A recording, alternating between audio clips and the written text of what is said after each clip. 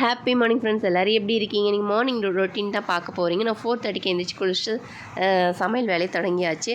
இது வந்து இந்த வீடியோ எடுத்தது வந்து 7 o'clock. ஏன்னா 5 o'clock எடுத்தால் அந்த கிளாரிட்டி இருக்கிறதில்ல. ஸோ அதனால் வந்து கோலம் என்ன போட்டிருக்கேன், அப்புறம் மார்னிங் வைப்ஸ் எப்படி இருக்குன்னு சொல்லிட்டு நான் வீடியோ எடுத்திருக்கேன். பாருங்கள், மார்னிங் வைப்ஸ் வந்து ரொம்ப ரொம்ப ரம்மியமாக இருக்குது. நம்மளுடைய கிளிஞ்சல் வாசலில் போட்டிருக்கிறது அப்படியே அடிச்சுட்டு உருளி இந்த மாதிரி தான் டெக்கரேட் பண்ணியிருக்கேன். நம்ம கிச்சன் வந்து எப்படி இருக்குன்னு வாங்க பார்க்கலாம்.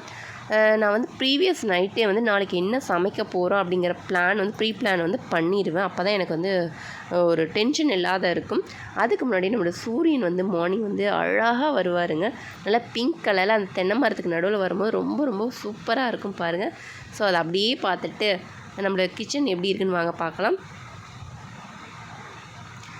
நைட்டே வந்து ஸ்டவ்வில் நீட்டாக துடைச்சிட்டு நைட்டே பாத்திரம்லாம் கழுவிடும். கவுண்டர் டாப்பும் பார்த்திங்கன்னா நீட்டாக துடைச்சி வச்சிடும்.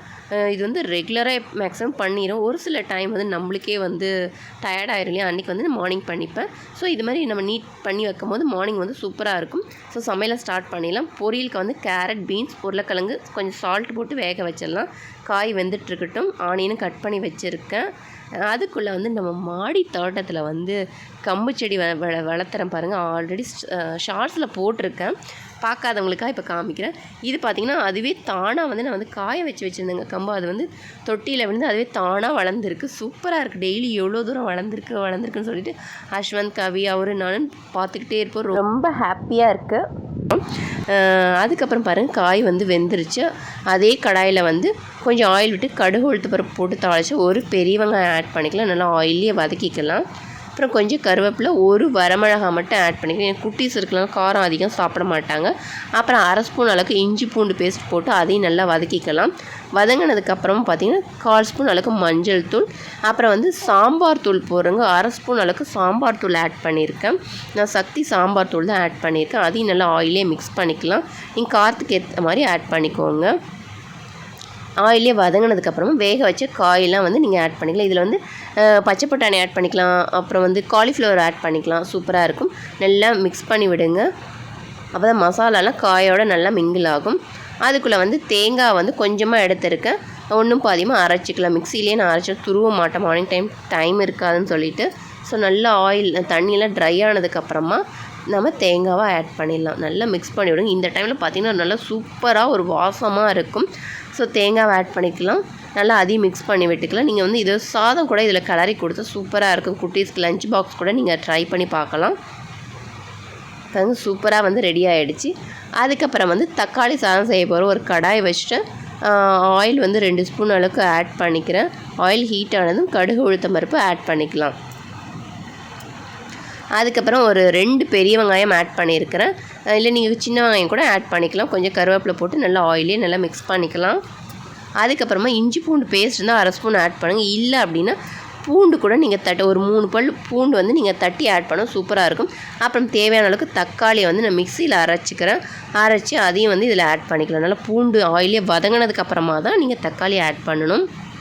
ஏன் நான் தக்காளி அரைச்சி ஆட் பண்ணுறேன் அப்படின்னா குட்டீஸ் வந்து சாப்பிடும் போது கொஞ்சம் சிரமப்படுவாங்க, எடுத்து தூக்கி போகிறது. ஒரு சில குட்டீஸ்லாம் சாப்பிட மாட்டாங்க. ஸோ இந்த மாதிரி நம்ம அரைச்சிட்டு யூஸ் பண்ணால் சூப்பராக இருக்கும். எப்பயுமே குக்கருக்கு வந்து அந்த மாதிரி தண்ணி பபுள்ஸ் அந்த மாதிரி வந்ததுக்கப்புறம் தான் நீங்கள் அந்த வெயிட்டே போடணும். கொஞ்சம் சால்ட்டெல்லாம் கொஞ்சம் கம்மியாகிடுச்சு. ஸோ அதெல்லாம் வந்து ரீஃபில் பண்ணிடலான்னு சொல்லிட்டு சைட்லேயே அப்படியே ரீஃபில் பண்ணிகிட்ருக்கேன். ரீஃபில் பண்ணிவிட்டு அப்படின்னா வேலை முடிஞ்சிடும். பாருங்கள், தக்காளி நம்ம இங்கே ஆட் பண்ண இல்லைங்களா. இப்போ வந்து கொஞ்சம் மஞ்சள் தூள், வீட்டில் அரைச்சி குழம்பு மிளகாய் தூள் வந்து நான் வந்து காரத்துக்கு ஏற்ற மாதிரி ஆட் பண்ணிக்கிறேன். சாதமும் அங்கே ரெடி ஆகிட்டுருக்கு.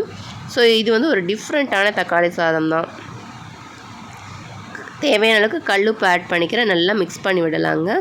நல்லா சுருண்டு வரணும். அப்போ தான் வந்து சூப்பராக இருக்கும் டேஸ்ட்டு.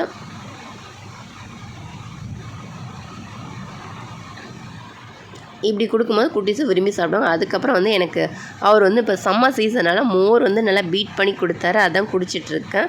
ஸோ மார்னிங் வந்து எங்களுக்கு டீ காஃபி குடிக்கிற ஹேபிட் இல்லை. ஸோ கொஞ்சம் எனர்ஜெட்டிக்காக இருக்கட்டும்னு மோர் குடிச்சிட்ருக்கேன். அதுக்கப்புறம் பார்த்திங்கன்னா தக்காளி சட்னி செய்கிறேன். பெரிய வெங்காயம் போட்டுட்டு வரமிளகாய் ஆட் பண்ணிக்கிறேன். தேவையான அளவுக்கு தக்காளி ஆட் பண்ணிக்கிறேன். நல்லா வதக்கிக்கோங்க. அதுக்குள்ளே பாருங்கள் நம்ம தக்காளி சாதத்துக்கு தக்காளி பாருங்கள் நல்லா சுருண்டு சூப்பராக வந்திருக்கு. இதை வந்து ஸ்டவ் ஆஃப் பண்ணிடலாம். ஸ்டவ் ஆஃப் பண்ணிவிட்டு சாதம் வடித்து வச்சுருப்போம் இல்லைங்களா, அதை வந்து போட்டு கிளறிக்கலாம். இந்த டைமில் வந்து உப்பெல்லாம் கரெக்டாக இருக்கான்னு சொல்லி பார்த்து நீங்கள் செக் பண்ணிக்கோங்க. இப்படி செஞ்சு தரும்போது குட்டீஸும் விரும்பி சாப்பிடுவாங்க. நான் உங்களுக்கே தெரியும், நம்ம வீட்டுக்கு வந்து பார்த்திங்கன்னா டெய்லியுமே காலையில் மதியானம் ஈவினிங் சொல்லிட்டு காக்கா வந்து சாப்பிட்றதுக்காக வரும் பாருங்கள். அதுக்காக ஒரு பவுல் வச்சுருக்கோம்.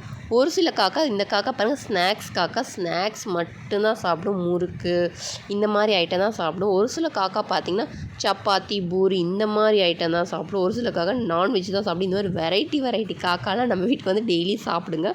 ஸோ உங்களால் முடிஞ்சது அப்படின்னா உங்கள் வீட்டு பக்கத்தில் இடம் இருந்ததுன்னா சாதம் இல்லை தண்ணி இந்த மாதிரி காக்கா குறிக்கலாம் தண்ணி வைக்கலாம். ஏன்னா இப்போ சம்மர் சீசனால் ஸோ முடிஞ்சால் செய்யுங்க. அதுக்கப்புறம் நம்மளுடைய மாடி தோட்டத்தில் வந்து மணி பிளான்ட்டை வந்து கொஞ்சம் கிச்சனுக்கு வந்து கட் பண்ணி வைக்கலாம் அப்படின்னு சொல்லிட்டு கட் பண்ணிகிட்ருக்கேன். ஸோ இந்த மாதிரி தனித்தனி இலையாக நீங்கள் கட் பண்ணிங்கன்னா வராது. ஸோ அந்த மாதிரி பிரான்ச் வர மாதிரி இடத்துல நீங்கள் கட் பண்ணி தண்ணியில் போட்டு வைக்கும் போது அழகாக வரும் பாருங்கள். சூப்பராக இருக்குது, வளர்ந்துருக்கு. ஸோ இன்னொரு டம்ளார்லேயும் நான் போட்டு வச்சுருக்கேன். இதெல்லாம் சமையல் செஞ்சதுக்கு அப்புறமா வந்துட்டு செஞ்சேன். ஸோ எல்லாம் சமையல்லாம் முடிச்சுட்டு கிச்சனெல்லாம் பாருங்கள் இந்த அளவுக்கு நீட் பண்ணி ஆல்ரெடி எப்படி மார்னிங் நம்ம இருந்ததோ அதே மாதிரி நீட் பண்ணிட்டா தான் நம்மளுக்கு வந்து ஈஸியாக இருக்கும். பாத்திரமும் வந்து அப்பப்போ கழுவி நீட் பண்ணியாச்சு. ஸோ பிரேக்ஃபாஸ்ட்டு சாப்பிட்டு முடிச்சுட்டு அதுக்கப்புறம் நம்ம மாடி தோட்டத்தில் வந்து சாமந்தி பூலாம் பூத்துருக்கு பாருங்கள். எல்லோ கலர் சாமந்தி வந்து பூத்துருக்கு. குட்டி குட்டி மொக்கும் பார்த்திங்கன்னா அங்கங்கே விட்டுருக்கு. சூப்பராக இருக்குது, பார்க்கும் போதே அழகாக ஒரு மாதிரி இருக்குது பாருங்கள். ஸோ இதில் வந்து குட்டியாக அடியில் பார்த்தீங்கன்னா கண்ணு மாதிரி வரும். ஸோ அதை வந்து நீங்கள் வேரோடு நட்டு வச்சிங்க அப்படின்னா அடுத்த செடி வளருங்க. ஸோ அது மாதிரி தான் நான் வந்து வளர்த்திட்ருக்கேன். ஸோ அது இன்னொரு நாளைக்கு வந்து அது எப்படி எடுத்து நம்ம வளர்த்துறதுங்கிறத டீட்டெயிலாக வந்து இன்னொரு வீடியோவில் போடுறேன் நான். ஸோ பூத்ததுக்கப்புறம் நீங்கள் அப்படியே விட்டுட்டிங்க செடியும் காஞ்சி போயிடும். ஸோ அதுக்கு முன்னாடி நம்ம வளர்த்தணும். இது பாருங்கள் மயில் மாணிக்கம், என்னோடய ஃபேவரட் கொடி வந்து வளர்ந்துட்டுருக்கு. விதை தான் போட்டேன், கோவையில் இருந்து இல்லைங்க, அதோட விதை தான் இப்போ மெயின்டைன் பண்ணி வச்சுட்டு இப்போ போட்டிருக்கேன். அப்புறம் வெள்ளை சாமந்தி வந்து பூத்துருக்கு, நிறைய மொக்கு விட்டுருக்குங்க. நிறைய பூ வந்து பறிச்சிட்டேன். பறிச்சதுக்கப்புறம் தான் இந்த வீடியோ எடுத்தேன். பாருங்கள் அழகாக இருக்குது. நடுவில் பார்த்திங்கன்னா லைட் ஒரு சாண்டல் கலரில் வந்து சூப்பராக இருந்து நடுவில் மட்டும் அழகாக வளர்ந்துருக்கு. இது பார்த்திங்கன்னா பசலைக்கீரை. அதுக்கப்புறம் இது மஞ்சள் கரிசலாங்கண்ணின்னு சொல்கிறாங்க. பட் எனக்கு தெரியலங்க, மஞ்சள் கலர் பூ பூக்குது. அந்த மாதிரி கொடியை நான் படர விட்டுருக்கேன். பட் என்னன்னு எனக்கு தெரியல. அழகாக இருக்குது. ஸோ அதனால் வளர்த்திட்ருக்கேன். இந்த வீடியோ பிடிச்சிருக்குன்னு நினைக்கிறேன். தேங்க்ஸ் ஃபார் வாட்சிங்.